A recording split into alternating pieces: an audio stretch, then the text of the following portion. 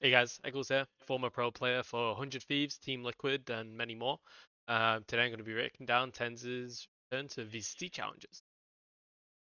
For context here, TenZ has been breaking the deadlock wall on B main here to put pressure and open up some gaps. And I just want to highlight how he suggests mid-round, and I think this is something where a lot of people outside of competitive Valorant assume it's only the IGL making calls. But here we can see TenZ is taking the initiative saying, hey, I'm going to walk up mail after you guys have put pressure. And I think this is good for like two reasons. One, it's going to delay the rotation timing. These players are going to move towards vents. He's going to walk up mail. And now we're going to see the Yori, which is one of the duelists, who are most likely, to commit after seeing the Viper in the sky. And two, it's just like a great lurking agent for TenZ to be able to use because he can easily put pressure here, then instantly TP to be back with his teammates. That's going to allow him to affect the map on both sides. Let's get into it. Sir. See, they get spotted Yep. there. Wait, let me walk up mill. Let me walk up mill. Yeah. He was on rafter? As well here, asking questions is very, very important. Not many people in Valorant ask questions. They feel like they just gotta know things, it's gotta be said. But if you don't get the specific information, ask, and it's very, very high level. Omen there. So he's put pressure onto the Omen, also having the TP towards vents, and now he's baited out the smoke from Omen. So now this creates a question mark here, because it can potentially allow TenZ to walk through.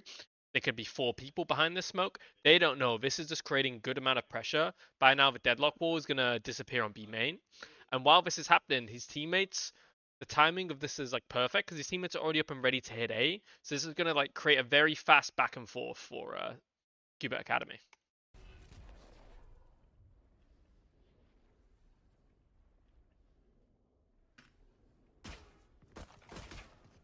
Let's see here, gets out. I'm coming over to you guys. Now he's basically here with his mates. Now he can essentially cover the gaps of the team, so he could hold here if he wanted to, or better for what he does is goes and clears ramp, as these goes are free. As there's low time, it's pissed around, these 3 want to stay together to be able to trade, and TenZ can come and fill the gaps. 30 seconds. One spawn. Clears it with knife out mine, but at least he's getting the information. And there he's here with the teammates. Very good round out of TenZ, helps his team get towards the site. Time to jump. No, let's just face it. Let's just face it together as a team. I like this here from TenZ. Obviously it's versus low buy. Will bonus the 2-4. And he just wants to face it. So this is something on Split you can do a lot. Split is a very contactable map on middle.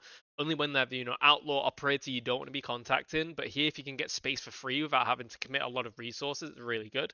So once again, like TenZ using his experience, but also like his understanding, like to add these little like tweaks of, I guess you go flavor to the IGL's call. Obviously we can't hear what T-Dog's saying in this instance, but these small little bits that add on is very, very good.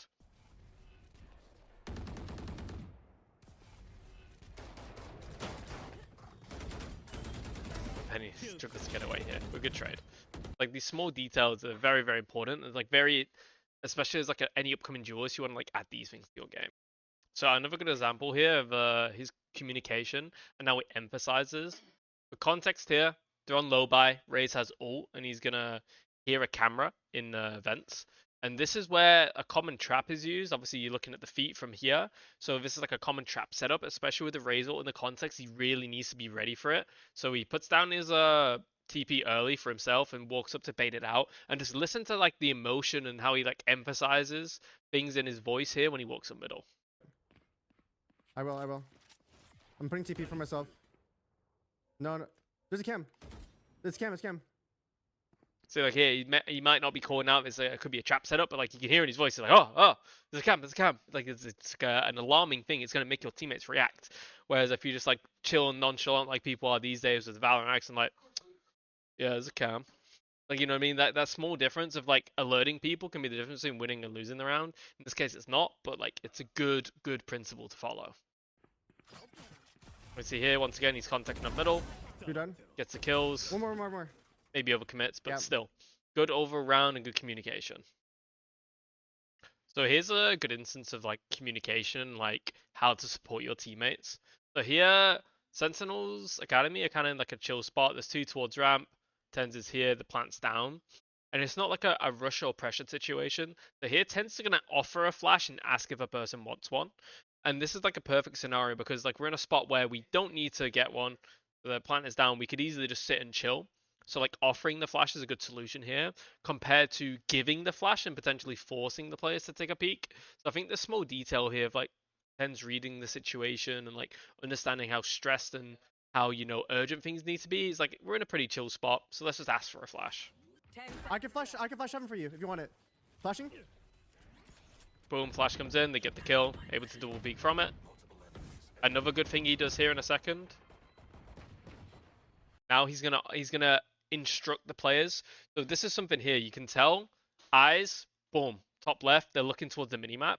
Here he's looking at these two players and he's making a plan. He's like, hey, he has an overview, he sees everything. Let's fight together, boys. So I'm coming. I can direct them to come and do what I want because he has a better overview, right? These players are focused on fighting. Maybe there's one close. They're not looking at a minimap. TenZ is the one here with the overview, comes in and directs them. Hey, let's fight together. 1 CT and 2 heaven. Can we just fight this together? Fight this together. All three. Cover going out. And although no one's there, the concept of what they did is really good. They're there together. If anyone is heaven, they're going to fight in a 3v1. They're going to have an advantage. Somewhat planning for them. They've taken this weird ramp plant. Obviously, they didn't plant for heaven. They didn't feel comfortable. Didn't have the control. But like this direction from TenZ is really, really valuable. So in this next clip, we're going to see a bit of a protocol come into play, and like an actual protocol. I think this is a word that's like thrown around recently. But what's going to happen is they're going to spot two people towards heaven. And if you spot two people towards heaven on split, say like here and here, wherever, right? There's two here. Then there was most likely only going to be max one towards site, right? So the common protocol here, if you see two heaven, you're going to pivot and you're just going to commit through lower. Potentially do a heaven smoke as well. But that's just kind of a given. I think this is a cool little detail here. You can't hear it through the communication, but you can see that TenZ calls it. And I think he clocks on to, oh, there's two heaven, we can do this. I think this is a pretty cool example of actual protocol and use in a real game. This I don't like. Crouch spraying with the Vandal. I feel like he's asking to get spammed back here. Which is not ideal, of course. But you see the contacting up here. They've already seen the deadlock. Deadlock omen. They know there's two here straight away. They're fighting. They're putting the pressure. Isolate them off. Can we go backside? Go backside. There's deadlock thing right here. I'm gonna hit it. And it's like, oh, let's go backside. And it might not be like, I can't hear the other player's communication, but this is an example of where like a protocol can come into play. There's two heaven, we just hit lower. And I think this is really good. Here, even offering very heads up play, seeing the deadlock, he's expecting the sensor, goes in first to bait the trip, to TP back out, using the utility very well. This is an example of where his communication could be better. Obviously, I can't hear what the responses are, but he's going to call for the wall. But like for it to be better and to make things more efficient is to call out the name of the person.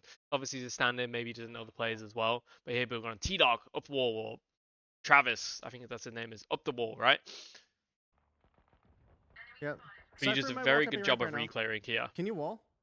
Because three have been spotted towards middle. So three of his teammates have been spotted towards middle, so then they know it's likely one like this in the defense. Don't know if they spotted the full four, but he knows here the Cypher has a timing, so he goes to clear it. And obviously we see the wall doesn't go up.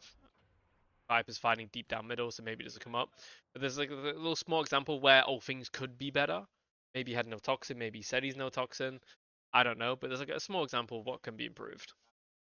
See, this is a very important detail of making plans on transition. So you see here, Knights died on the B site for context. They're in the site, they're planting. TenZ is on the rotation, and he's here. And he's already making a plan of how he wants to retake. He's pinging, he's directing, he's doing everything, and he's showing exactly what needs to happen for it to work. And this is very important to do like in higher level play, right? You don't want to just wait until you get here, then make a plan. You make the plan in transition when you know you're safe. No one can be pushing this steep spawn on you. It gives you time to think, and then it gives you ready to be in the action once you get there. I'm going to put a TP right here, and I'm going to go out, okay? So here he has TP ready. Unfortunately, the deadlock wall did just come down. He didn't quite hear that properly, so it gets blocked. Otherwise, they would be ready. But we see here, he gets like a good opportunity once to break the wall, which does take a fair bit of time. He actually puts himself in a really good spot to capitalize. He slightly missed the TP. Ready? But the flash here, clone, very good utility layering. Unfortunately, misses the shot on the omen. Like here, if he gets that kill, he can potentially get the other. Then it's 2 kills. Then all of a sudden they're back in the round. Then it's a 3 versus 2 on the other side. So good plan from TenZ, showing doing it on the rotation, which is very, very efficient. So this is a clip from TenZ's best round in the game. Here he has the B main line, and he's calling for an over rotation. I don't know what Raze has, but I assume he has a Judge or a Stinger playing in some kind of close range position. And now he's calling for an over rotation. 36 seconds. For context, the Sky dogged like 10, 15 seconds ago, and nothing else came. Sky dogged, they committed no more resources to it. So at this point, he knows he's in a fallback position. He's holding for information, going to go for one. Then he's going to fall back towards site, where his Omen can smoke, his Raze can come nade, yada yada yada, playing it very well. So here he knows in this point we can gamble more towards A because he's in a very good position on B. Just over rotate, over rotate, over rotate. And he's calling for this Yeah, as over such. rotate over. I be main still. And this is where it's tricky because we can't hear the communication from the other side of the map. We see Nismo gets a kill on the deadlock. Wall comes up. Raze on ramp. It's looking like an A hit. Omen ults. Do we hear Omen? Do we hear Omen? Once again, asking questions, very important. Asking question, do we hear the Omen? We don't. I assume we don't. Because look, he gets cold feet. He's like, wait, we don't hear the Omen. He's nowhere towards A. If he's not towards A, he's probably towards B. So he comes back into sight here. And now look at this utility he uses. Sets it up perfectly. Double flash, triple flash with a clone. First to a full blind. Gets the third kill from nice micro shot. Boom. What, like, perfect round. You could argue. There it is. Wait, I'll let him get the kill. You can argue you didn't need to rotate. There's no bomb call. They're not in. I can't hear what the other team, what his teammates are saying. So we just have to assume.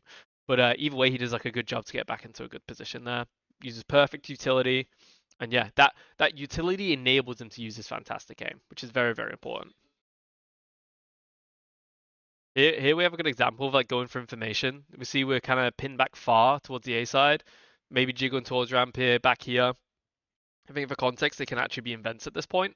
So we're kind of starved of information. They have like big map control on us.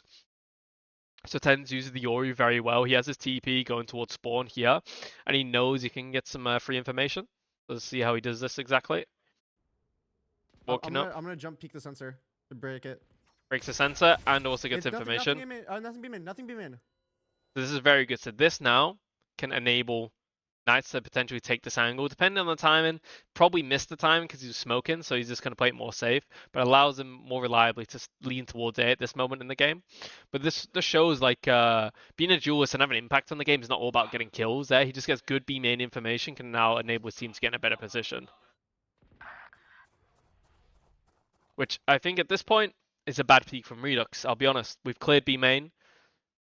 We're jiggling towards middle. I don't know if, like I said, I think they can be in vents here by the context, and maybe Nismo, he feels forced to get a peek. But good comms here coming from TenZ. He wants to push him into sight, and this means he wants Nismo to come in towards here. So now TenZ can play in Nismo's spot, so then they can have more space, right? You can rotate in, right? Because if TenZ currently now is rotating to Nismo's spot, we've got two people here, no one on site. So we one person one site, one person in this like floater rotation position, and then if say for whatever example Knights comes as well, then Nismo can move further in, TenZ can come towards here, then Knights can be towards here, right? It's just like a chain link rotation you need to think of it as. Get it.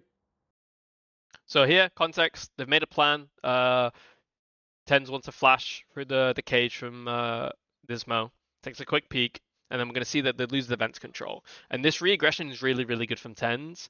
It's more common now with the Yoru having his TP up, so you can kind of get into these commit positions and get out. Flash. What is it? Nothing here. Holding the line, doing very well. I'm gonna help Redux. Redux goes down here, and he instantly takes this re-aggression, which I think is very, very good, especially with the TP up. There's like a risk where he can get full information on middle here.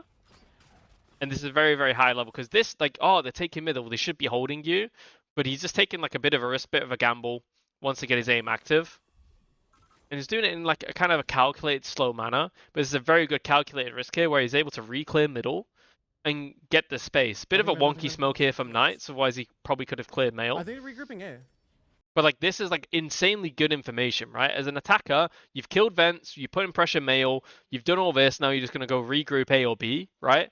So this information by TenZ is like, oh guys, they've gone back. Now these players can potentially play less committed, more for information, as they're in a disadvantage, and more to expect people to come into them. So very good play, very good understanding of the map, very good calculated risk here from TenZ.